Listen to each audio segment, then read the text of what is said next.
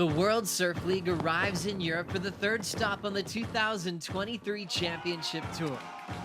The barreling beach break of Super Tubos is the arena for the MEO Rip Curl Pro Portugal presented by Corona. Flying down the line. She's got the power, she's got the style. Weightless on the takeoff, an absolute coward comes out behind the spin. A year ago, a rising star continued his climb with a perfect 10 in Peniche. And he stomps it, that thing was huge. And a title contender redeemed herself by bouncing back into the winner's circle. Let's hear it for your champion, Tatiana Weston-Webb. This year, 3 yellow jerseys will compete in the chilly Atlantic to defend their spot atop the ranking, while the mid-season cut turns the heat up on the middle of the pack. Oh, that hurt. There's no way. I mean, I should have won the heat.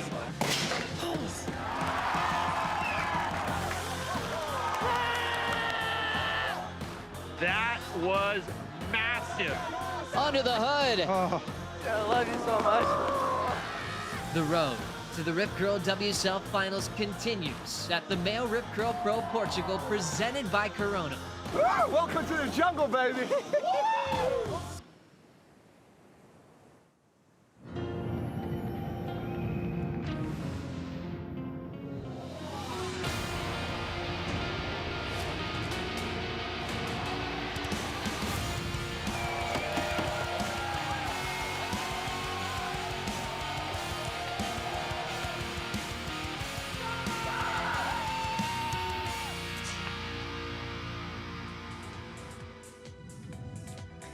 Welcome to the 2023 MEO Rip Curl Pro Portugal presented by Corona. You are taking a look at Super Tubos, the beautiful break in Peniche, Portugal, where we are going to get stop number 3 of the CT season underway shortly. Welcome in to our WSL host set. I'm AJ McCord alongside Peter Mel, Strider Wazlewski. So excited to be with you guys here in Portugal. You're the veterans. So Pete, tell me what it's like to be back. I love to be here at stop number 3. This is where we start to see that mid-season cut come into play. We finished in Hawaii. I'm still kind of running Aloha here, but it's one of the coldest spots on tour. I really like that about this spot.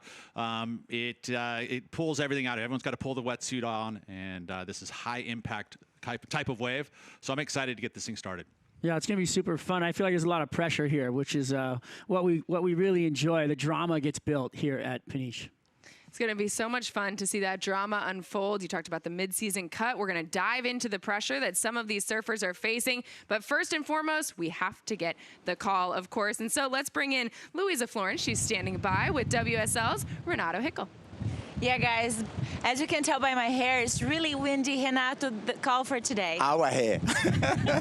Well, it is off, obviously. You know, we have a super strong onshore wind, southwest, one of the worst winds here for Super Tubos, and there is not much corner to high today. So event is off today. The good news, we have this building swell with this cold front approaching Portugal, and it's going to deliver west swell for the entire next week. So we're really hopeful, and we're going to have to be dealing with the winds the next few days. We're going to try again tomorrow. Very small chance of running tomorrow. Probably the next day will be Friday, this coming Friday. So fingers crossed we can deal with the winds and have the show on very soon. But besides the weather, how good is to be back in Peniche? Very good. This became an iconic event, and the surfers love to come here. Became the iconic event in 2009 when we started the search, and then MEO took over with Rip Cool.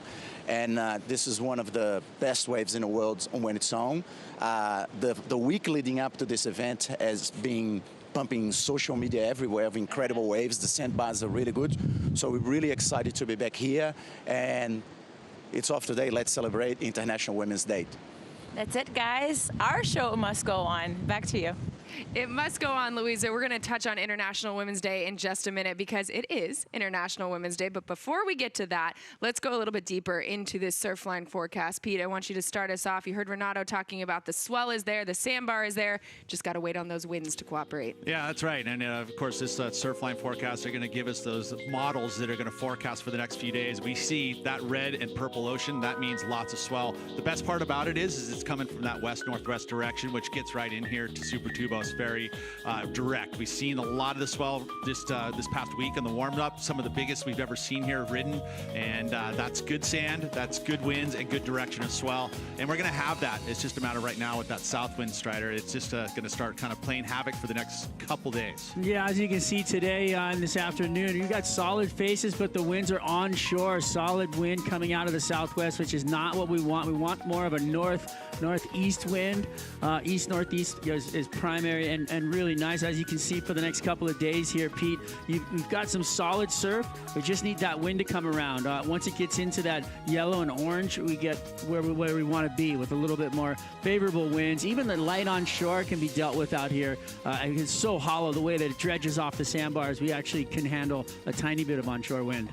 Perfect. So we'll keep an eye on the winds and how it develops over the next few days to find out when we're going to get the competition started. But we must get the competition started here in Portugal because the pressure is on. The mid-season cut is coming up. This is stop number 3, and there's only 2 more after this before that cut is made. And so there's a lot of pressure on some of these surfers. As you can see, top 22 men, top 10 women, and that, of course, gets you into the back half of the CT season. The rest have to fight for their spot back through the 2023 Challenger Series. So the pressure's on here in Portugal, Pete. It is, and that's why we love this event. You know, you only get one throwaway. So if you didn't start well in Hawaii, you're carrying one throwaway. So ultimately, the pressure is going to be very, very palpable out here, especially since, again, they're all feeling it. Or you could be carrying 2 throwaways. True. That puts the pressure on even more. Yeah. Even more pressure. So let's get into a little bit more of that coming in. We're going to dive into which surfers in particular are facing the pressure, what they have to do. But you heard Renato talk about International Women's Day, and this year WSL and Rip Curl are partnering to pay tribute to some of the women that inspire the surfers. We're going to tell you who and how when we come back from Peniche, Portugal.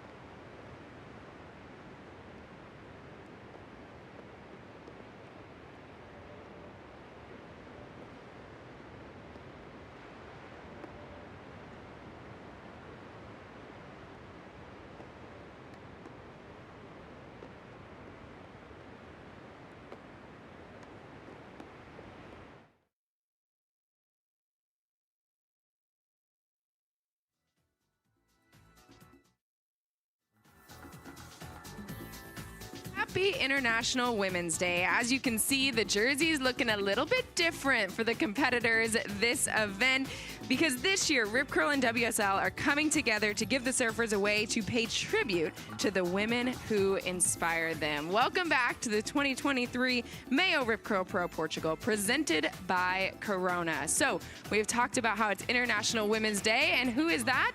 But Sally Fitzgibbons getting warmed up and ready to go, not for today, but as you heard Renato say earlier, potentially looking at trying to go tomorrow. Friday looks the best. But let's go back to International Women's Day because it's a very special day, March International Women's Month. And here we are celebrating that along with the surfers who have a little bit more insight about who they're paddling out for and why. She just owns her story and is super authentic. She's a really powerful woman. She stands up for herself. There are two women that have busted down the doors. She's broken a bunch of records in the Olympics, and she just inspires me a lot. Because she had a tough run and she came back strong. Because she's honestly on a tear right now. She always motivates me and sends me messages to get me pumped.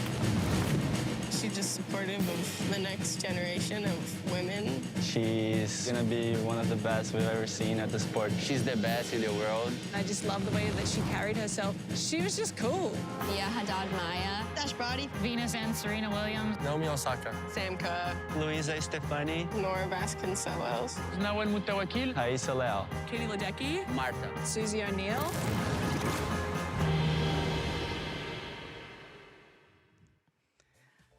I love to hear who the surfers are paddling out for and why. For a little bit more insight, let's bring in Louisa again, because Louisa, I know you were here last year. I can only imagine, this is the second year that we've done that here in Portugal. I can only imagine how powerful it was for you to watch it last year. Yeah, and last year we saw names who are and were really trailblazers in the sports arena. And it was a special opportunity to actually learn some women, about some women who changed everything and inspired these guys. And like some women are known around the world and some are really close to home, like John Florence and Ethan Ewing and Connor O'Leary. They picked their own moms, surfer moms, who are still their biggest role model to this day. And as a woman, it was not just powerful, AJ, but it was really special to learn and feel and understand why, like the inspiration behind every name.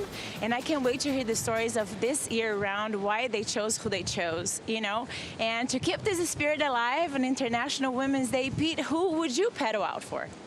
To say that obviously my mom was my major inspiration, but if I were to put a name on the back of my jersey, I'd have to say Steph Gilmore. After her performance last year, to get into the Final Five and then the performance done on Finals Day, unbelievable. And it was a true inspiration, and she solidified her name as the GOAT. How about you, Strider? I'm going to go with Carissa Moore. More aloha. She, she's got a great foundation. She takes care of the youth. She's got 5 world titles. She's just an incredible athlete. And then you listen to her speak at the WSL Awards this last year. I just got chicken skin thinking about it. I shed a tear. It was one of those beautiful moments where you saw somebody really giving back to the rest of the surfers of what they have inside of them. So, Carissa, hats off.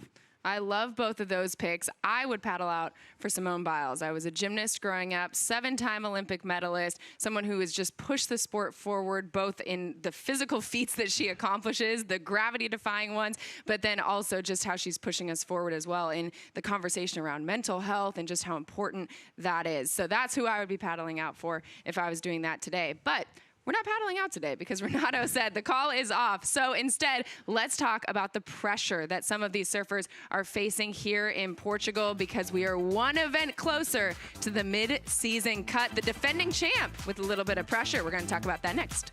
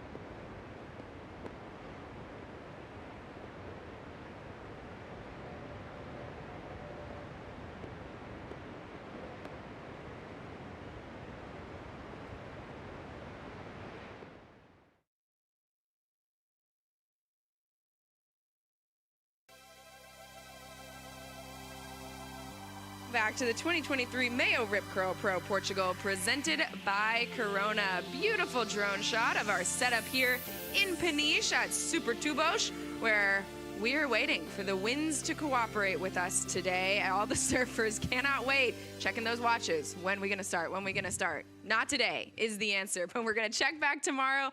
Most likely, though, Renato saying Friday, looking very good for our first day of this opening window, first day of competition to get started in this window for Portugal. So while we wait for the winds to cooperate, let's talk about some of the surfers who are facing some pressure here in Portugal after the Hawaii season has ended, the first two Hawaii events. Let's start with the women. Peter Mel, let's talk about Tatiana Weston-Webb, who is the defending champ here in Peniche, Portugal, but coming in, a little bit of pressure, maybe a little bit too close to that mid-season cut line than she would want to. Well, and you think about what she did last year.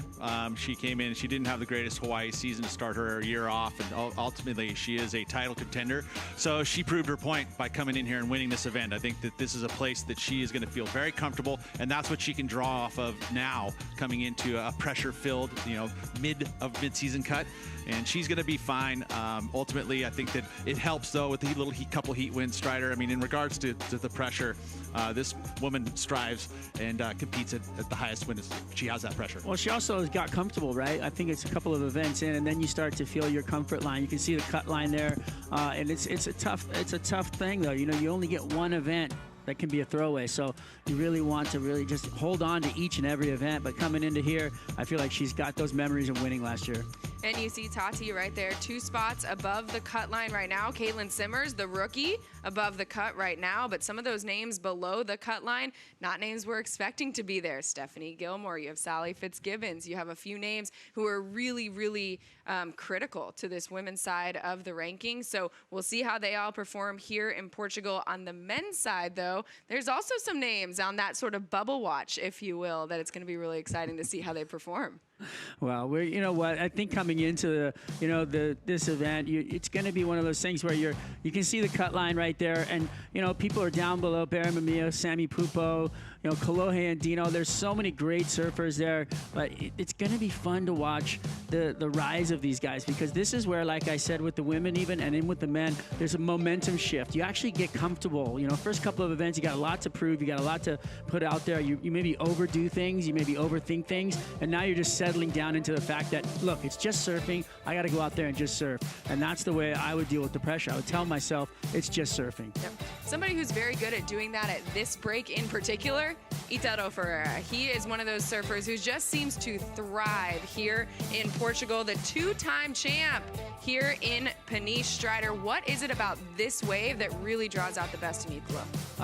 My theory is that, you have a surfer that matches the environment. North Atlantic, you got a lot of fiery swells coming in with a short interval. That's just like Italo. He's a little muscle packed, just like this wave. Just comes in super strong and solid onto the sandbar. So you got a multiple succession of waves. You've got a strong, platform, and he's got both of those things to throw at it. So I feel like, what we're going to see out of Italo, Pete, is a lot of this explosive surfing, and he knows how to thread the needle in the barrel, and he loves to do it in rapid succession. And this is about, the excellent numbers come from barrels and airs, and he's got both of those on lock, both backhand and forehand. So I expect Italo to handle that pressure very well.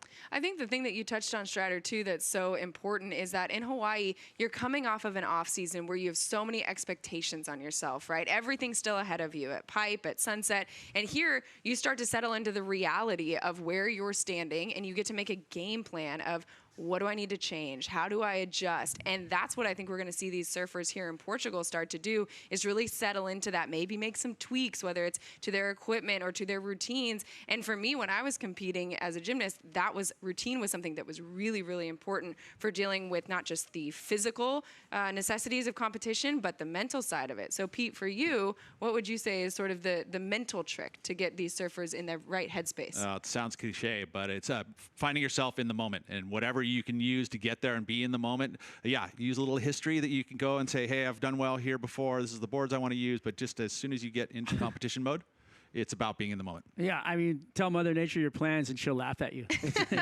Literally, you just never know. So you have to adapt to the current situation. Like you said, you got to be in the moment, Pete. I love it. So we're going to talk a little bit more about being in the moment because it is time for your moment at home. It is time to get your fantasy picks all ready for this year's event here in Portugal. We're going to give you a little insight when we come back, give you our sleeper picks. Join us in just a few.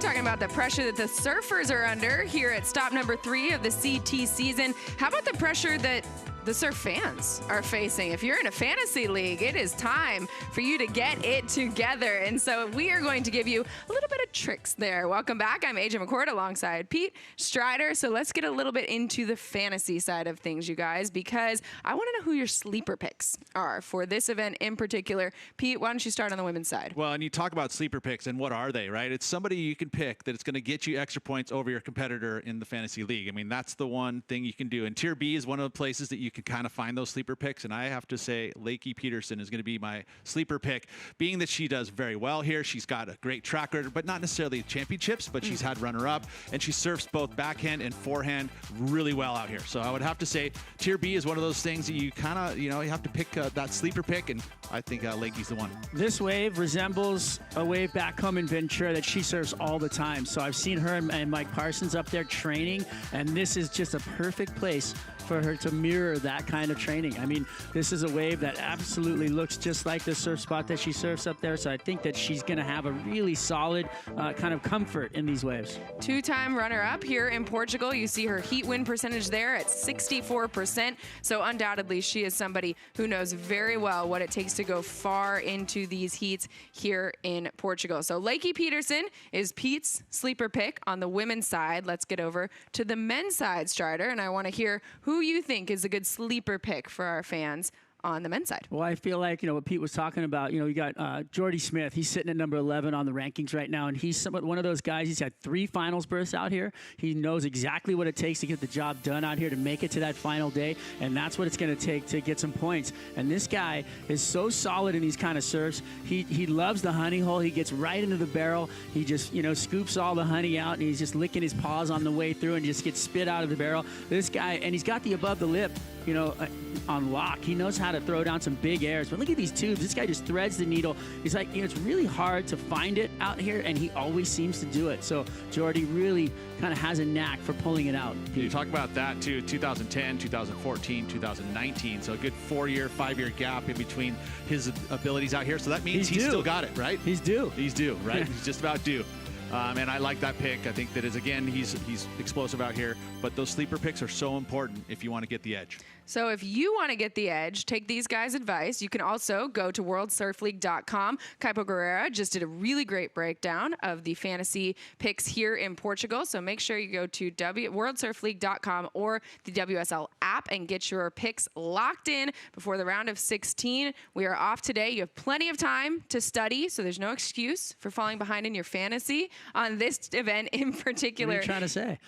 Strider, I'm not talking about your fantasy league, but I think you just gave it away. You doing okay? No. Peter, what about you? Again, the other tip is wait for those seeding to get those picks in. Get your passion pick in so you have your team in, but then you can tweak it when you get into the round of 32. You pick with your heart? I do all the time. It's done already, but I may tweak it a little bit. Okay. When I start to see the seeding. Yeah. Okay. Very important. You got some time. You gotta have the balance there, right? Picking with your heart, picking with your head. That's why fantasy is always so hard for me, because I always go back and forth between the two. But I'm gonna take all this in, digest it, get my team ready before we start running this competition. So we are off for tomorrow. Check back to worldsurfleague.com tomorrow to find out if we're on, but we are off for today. Thank you for joining us. We'll see you back here soon in Peniche.